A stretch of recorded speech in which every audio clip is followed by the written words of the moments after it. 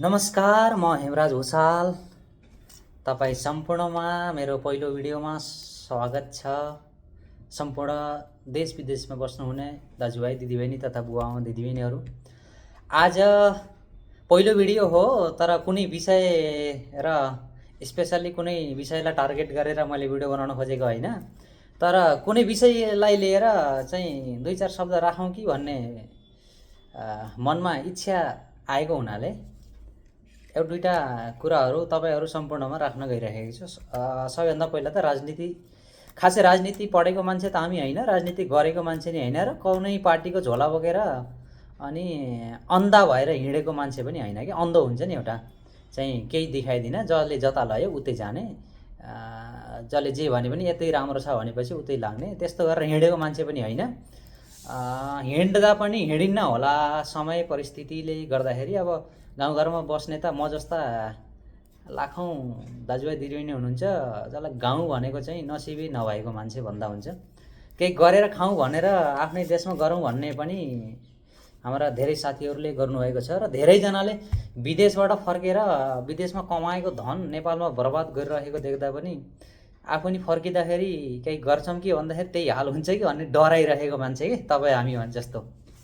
अहिलेको राजनीति व्यवस्था हेर्दाखेरि धेरैजनाले, म जस्तै तपाईँ सम्पूर्ण विदेशमा रहनुहुने खास गरी दाजुभाइ दिदीबहिनीहरूले एउटा आश लगाएर बस्नु भएको थियो कि विदेशमा बसेको मान्छेले पनि भोट हाल्न पाइन्छ भन्ने आश लगाएर बसिरहेको बेला दुई चार दिन अगाडि खबर आयो कि कहाँ अब देशमा बस्ने मान्छेले त गतिले भोट हाल्न पाउन्न भने अब विदेशमा बस्नेलाई कहाँ व्यवस्था बनाउला। यो त मलाई लाग्नलाई पहिलेदेखि लागिरहेको थियो कि यो व्यवस्था त बन्नै सक्दैन। ठुल्ठुलो अमेरिका जस्ता देशले त देशबाट बाहिर बसेको मान्छेलाई भोट हाल्ने नियम लाउन सकेका छैन भने अब हाम्रो जहाँ त चोरहरूको नेताहरूको देशले लुटेको देशमा अब पैसै छैन, बजेटै छैन, कहाँबाट हुन्छ र? हुन्न भन्ने कुरा विश्वास त थियो, तर पनि तपाईँहरूलाई के लाग्छ कि असम्भव छ कि विदेशमा बसेको मान्छेले भोटै हाल्न नपाउने र भोट हाल्न पाउने व्यवस्था बनाउनै नसकिने जस्तो लाग्छ? मलाई त लाग्दैन है। तर इमान्दारीले सही तरिकाले सरकारमा बसेको मान्छेहरू, बुद्धिजीवी जो हुनुहुन्छ, सरकारमा बसेको भन्दा पनि मलाई के लाग्छ भने यो कर्मचारी हुन्छन् नि, जो सरकार चलाउनलाई बाटो देखाउने के, काम राम्रो हुनुमा र नहुनुमा फरक भनेको गर्ने चाहिँ कर्मचारीले नै जस्तो लाग्छ क्या।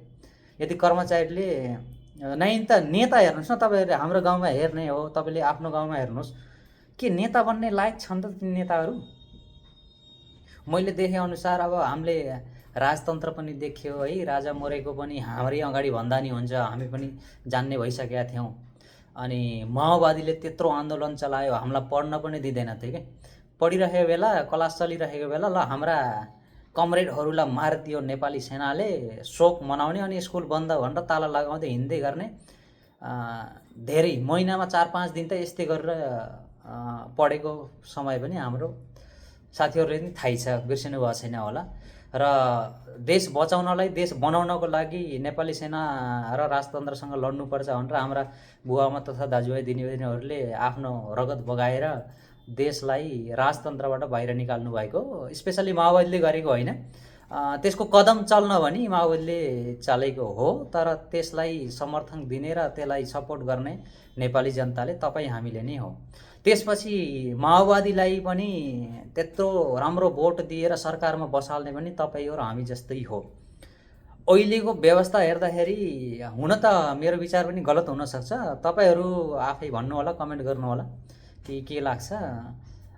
तपाईँहरूलाई के लाग्छ अहिले सत्तामा बसिरहेका, अहिले भन्दा नि फिलहाल नभएर योभन्दा अगाडि, अहिले त सत्तामा बसेका त तपाईँ हामी जस्तै राजनीतिको ज्ञान भएका पनि नभएका पनि, र राजनीतिको ज्ञान छ भने कुनै अलग प्लेटफर्मको ज्ञान भएको मान्छेलाई अलग राजनीति के भन्छ त्यो संसद दिएर के, त्यसलाई चाहिँ अलग पद दिएर के।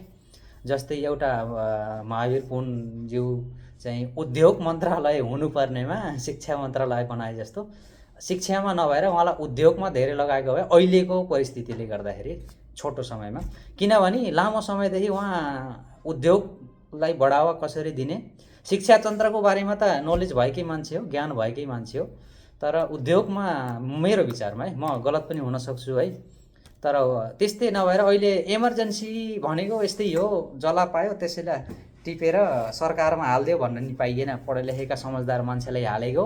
तर जुन एक्सन उहाँहरूले लिन सक्नुहुन्थ्यो त्यो एक्सन मलाई त लाग्दैन कि लिइराख्नु भएको छ। तर भए पनि नेपाली राजनीति उथलपुथल भएछ, तर यो राजनीतिलाई बचाउने भनेको को भन्दाखेरि नेपालमा बसेर या नेपालमा चुनावको बेलामा भोट दिएर हामीले प्रतिनिधि चुन्ने जसले चुन्छ नि तिनैको हातमा छ।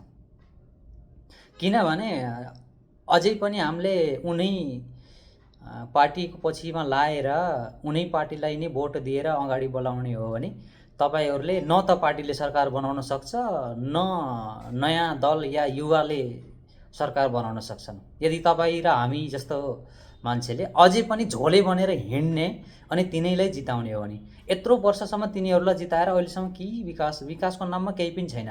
भन्नाले भन्छन् है स्कुल बनेको छ, बाटो बनेको छ, त्यो बाटो र स्कुल त जुन सरकार आए पनि गर्ने काम हो के, तर बाटो पनि कुन बाटो बनाऊ?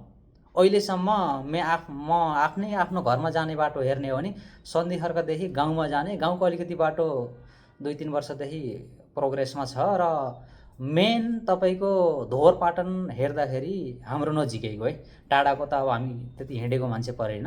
धोरपाटन हेर्दाखेरि तपाईँ सन्धि खर्कदेखि बाँकीसम्म जाने बाटोमा तपाईँ यदि पहिलोचोटि जाने हुनुहुन्छ भने ड्राइभिङ गरेर, मलाई लाग्दैन कि तपाईँ सही सलामत जानुहुन्छ जस्तो लाग्छ। किनभने विकासको नाममा लुट भ्रष्टाचार कति छ, कति त्यो भ्रष्टाचारमा संलग्न चाहिँ नेता मात्र नभएर जनताले पनि त्यसको भागीदारी लिनुपर्ने हुन्छ कि। किनभने तिनी नेताहरूलाई, चोर नेताहरूलाई बचाउने को? तिनी चोर नेताहरूलाई संसदमा पठाउने को? तपाईँ र हामी त हो नि। अझै पनि जाग्ने होइन र यिनै नेताहरूको पछि लाग्ने हो भने अब जय नेपाल भन्दै हिँड्दै गर्न त होला गर, कहाँ हिँड्ने? विदेशै हिँड्ने हो, अन्त त कहाँ हिँड्ने छ र? घरमा बसेर खानु छैन, केही गरे पनि त्यसको बजार व्यवस्थापन छैन।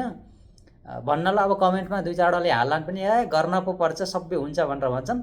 तर पनि त्यस्ता मान्छे पनि हामीले विदेशीको देखियो र घरमै बसेर पनि त्यति ज्यादा ठुलो तरक्की गरेको खासै मान्छे हामीले अहिलेसम्म पाइएको छैन। तर 2-4 जना हामीले सुन्छौँ क्या। आजभोलि त सोसियल मिडियाको जमाना भयो, युट्युब फेसबुकबाट धेरै मान्छेहरू पनि देख्छौँ। उहाँहरूको मेहनतलाई हेर्दाखेरि यस्तो लाग्छ कि वास्तवमा राम्रो सिकेर आउनुभएको र बजार व्यवस्थापन अझै राम्रो हुन सक्ने हो भने उहाँहरूले चाहिँ धेरै प्रगति गर्न सक्नुहुन्छ र हामी जस्तो युवाहरूलाई पनि सँगै ल्याएर विकासको बाटो लाग्न सक्नुहुन्छ। तर यसपालिको चुनावमा कस्तो मान्छेलाई हामीले अगाडि बढाउने भनेर तपाईँ हाम्रो हातमा नै हुन्छ क्या, अरू कसैको हातमा हुँदैन। त्यसको लागि म हुन्थेँ भने, म यदि राजनीतिक दलमा हुन्थेँ भने या म कुनै पार्टीको पछि लागेको हुन्थेँ भने मैले के गर्थेँ भन्दाखेरि, तपाईँको विचारमा के हो भन्न सक्नुहुन्छ। मेरो विचारमा अहिलेको परिस्थिति हेर्दाखेरि सबैभन्दा पहिला टोल जम्मा गराई टोलमा सबैभन्दा राम्रो नेतृत्व गर्ने व्यक्ति कुन छ? 2-4 जना टोलबाट निकाल्ने, 2-4 जना हरेक टोलबाट निकालेपछि एउटा वडामा धेरै नभए पनि 10-15 जति टोल त छन् है। 15वटा टोलमा 30 जना राम्रा व्यक्तिहरू हामीले छाट्न सक्यौँ भने त्यो 30 जना व्यक्तिहरूले चाहिँ वडा अध्यक्ष छान्ने, अनि त्यस्तै गरी पालिकासम्म छान्ने, पालिकादेखि लिएर तपाईँको राज्यसम्म छान्ने, राज्यदेखि लिएर केन्द्रसम्म छान्ने प्रक्रिया निभाउने हो भने देशमा केही हुन्छ। अन्यथा जस्तै चलेछ त्यस्तै हो, जे विकास हुँदैछ त्यही पाराले हो भने त खै हामी सबैभन्दा राम्रो बाटो हाम्रो बुवा आमाले दाजुभाइले त्यो कोदालो र बैशाखी लगेर खनेको बाटो अझै पनि भत्किया छैनन् है। त्यो भ्रष्टाचारीले बनाएका बाटाहरू आज कालोपत्र गरेको भोलि पनि हातले उकाउन सकिने बाटाहरू पनि तपाईँ हाम्रो अगाडि पनि छन्। नाइन त्यस्तै हुँदै जाने हो। यसपालिको चुनावमा के र कसो गर्न पर्छ भन्ने हामी एक टोल गरी के टोलले निर्णय ल्याउनुपर्छ। एक आपसमा बैठक बसाले के हुन्छ, कुन समस्या छन्, त्यो समस्याको समाधान गर्ने व्यक्तित्व क्षमता भएको व्यक्ति कुन छ। अगाडि गएर त्यस्तो यस्तो कुन चाहिँ व्यक्ति छ जो हाम्रो देश, गाउँ, समाज, वडा, टोलमा विकास गर्ने क्षमता र भएको बजेटलाई सही सदुपयोग गर्ने व्यक्ति कुन छ भनेर हामीले विचार गर्न सक्यौँ र यस्तो व्यक्तिलाई अगाडि ल्याउन सक्यौँ भने देशको विकास हुने सम्भावना पूर्ण छ। अन्यथा अब त्यही त हो के र, जेल काटेर आएका मान्छेले सात फेर प्रधानमन्त्री हुँदा पनि आज पनि गाउँको उही बाटो छ, गाउँमा उही खरे घरहरू छन्, उही गोरेटा बाटा आजसम्म बन्न सकेका छैनन्, पक्की बाटो त छोडिदिनुहोस्।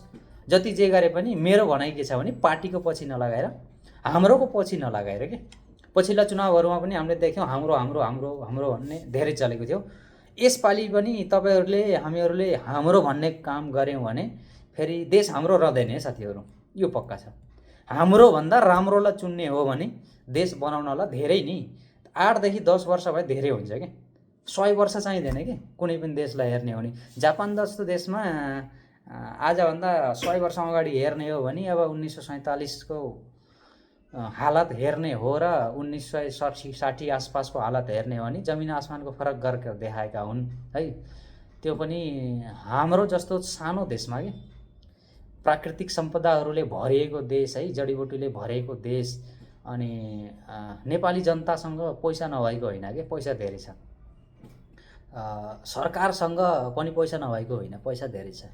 तर त्यो पैसालाई सही ठाउँमा लाउन नसक्यो र त्यो पैसालाई सही ठाउँमा लगाउने व्यक्तित्वलाई चुन्ने अभाव भएको हाम्रो मस्तिष्कले गर्दाखेरि आज हामीले यस्ता घटिया खालका नेताहरूलाई आफ्नो बाउ बनाएर शिरमा चढाएको हुनाले आज हाम्रो देशको हालत यस्तो हो। तर साथीभाइहरूलाई निवेदन के गर्न चाहन्छु भने तपाईँहरूलाई लाग्छ भने मेरो पार्टीको नेता जति राम्रो अरू कुनै छैन भन्छ भने त्यस्तो व्यक्तिलाई गाउँ समाजमा ल्याएर डिबेट गराउनुहोस् के। जो तपाईँको गाउँ टोलको व्यक्ति जो एकदम तपाईँहरूलाई लाग्छ कि एकदम विकास गर्ने खालको व्यक्ति हो, सर्वसाधारण कुनै पार्टीबाट नछाटेको मान्छे, अनि तपाईँलाई लाग्छ जुन व्यक्ति कि यो पार्टीको मान्छे यसले राम्रो काम गर्न सक्छ भने त्यसले आउने 10 साललाई पार्टी त्यागेर देशको नाममा पार्टीदेखि बाहिर रहेर सरकारमा रहेर पनि त काम गर्न सक्छ नि। पार्टीमै बसेर धेरै ठुलो काम गर्छ भन्ने कुरो मलाई लाग्दैन कि। हरक्का साम्पाङ बालेन शाह जस्ता मान्छेले नि हुन त कतिले भन्लान् पनि बालेनले के पो बिगारो र के पो गर्न सक्यो र भनेर। तर काठमाडौँको सरसफाइ र त्यो बजार व्यवस्थापन हेर्ने हो भने आजदेखि तपाईँले बालेनभन्दा पहिलाको र आजको हेर्ने हो भने धेरै अन्तर छ कि। त्यस्तै साना साना परिवर्तनहरू लाउन सक्ने नेताहरू गाउँ टोलदेखि उठाएर हामीले केन्द्रसम्म पठाउन सक्यौँ भने हामीले देश बनाउन सक्छौँ। अन्यथा त्यही छ हाल, जस्तो छ उस्तै छ। र मेरो विचार आज तपाईँहरूको सामु प्रकट गरिरहेको छु। यदि तपाईँहरूलाई राम्रो लाग्छ र यस्तै विचारहरूलाई, यस्तै शब्दहरूलाई हामीले कुना कुनामा, देशको कुना कुनामा पठाउन पर्छ र नेपाली नागरिकहरूको बिचमा देश विदेशमा रहनुहुने दाजुभाइ दिदीबहिनीहरूलाई जागरुक गराई उहाँहरूले दिने भोट दिन नपाए पनि उहाँहरूको परिवारलाई सम्झाउने गर्नुहोस् कि तपाईँहरू विदेश आउँदा जाँदाखेरि एयरपोर्टमा कति शास्ति झेल्नुपर्ने हुन्छ, कतिसम्मको दुःख तपाईँहरूले झेल्नुपर्छ। त्यही सरकारलाई फेरि भोट हाल्न लगाइदिने हो र घरमा बसेको बुवा आमाहरूलाई पनि सम्झाउने कर्तव्य भनेको तपाईँ हाम्रो हो। तपाईँ हामीले सम्झाउँ भने, तपाईँ हामीले आफ्नो दुःख देखायौँ भने बुवा आमा दाजुभाइहरूले जुन पार्टीको पछि धेरै लागेर हिँड्ने गर्नुहुन्थ्यो उहाँहरूलाई भन्नुहोस् कि आउने 10 वर्षलाई पार्टी भुलेर तपाईँ देशको प्रति, हाम्रो प्रति, हाम्रो छोराहरूको प्रति, नातिहरूको प्रति, तपाईँहरूको नातिहरूको प्रति राम्रो व्यक्तिलाई अगाडि बढाउनुहोस्, पार्टीको पछि नलाग्नुहोस् भनेर हामीले सम्झाउन सक्यौँ भने, यदि तपाईँले यो भिडियो हेर्दै हुनुहुन्छ र आफ्नो बुबा आमालाई या आफ्नो श्रीमतीलाई या दाजुभाइलाई पनि सम्झाउन सक्नुहुन्छ भने विदेशमा बस्ने सम्पूर्ण दाजुभाइ दिदीबहिनीहरूले सम्झाउन सक्नुभयो भने पनि हामीले सत्ता परिवर्तन गर्न सक्छौँ र राम्रो एउटा के असल व्यक्तिलाई हामीले जुन ठाउँमा बस्नुपर्ने त्यो ठाउँमा बसाल्छौँ र काम गराउन सक्छौँ भन्ने मेरो विचार छ। आजलाई यति। फेरि अर्को भिडियोमा तपाईँहरू बिचमा आउनेछु। कुनै शब्दहरू नराम्रो मैले बोलिदिएँ भने माफ गरिदिनु होला।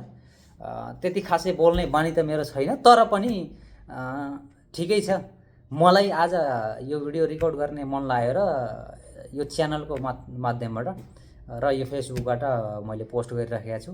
राम्रो लाग्छ भने आफ्नो दाजुभाइ दिदीबहिनीहरू जो विदेशमा रहनुहुन्छ, दुःख पाइराख्नु भएको छ, दुई पैसाको लागि आफ्नो परिवार, आफ्नो छोराहरू, आफ्नो छोरीहरू कहिले जन्मे, कहिले हुर्के, कहिले ठुला भए, नआए कि नआएनन् कि, कस्तो परिस्थितिमा ठुला भइरहेका छन्, पढिरहेका छन् भनेर देख्न नपाउने तपाईँ हामी जस्तो विदेशी व्यक्तिले नै देश परिवर्तन गर्न सक्छौँ। गाउँमा बसेर अझै पनि झोला बोकेर हिँड्नेहरूले देश बनाउने छैनन्, देशको लागि घातक हुन् भन्दै आजलाई यति नै। फेरि भेटौँला। नमस्ते।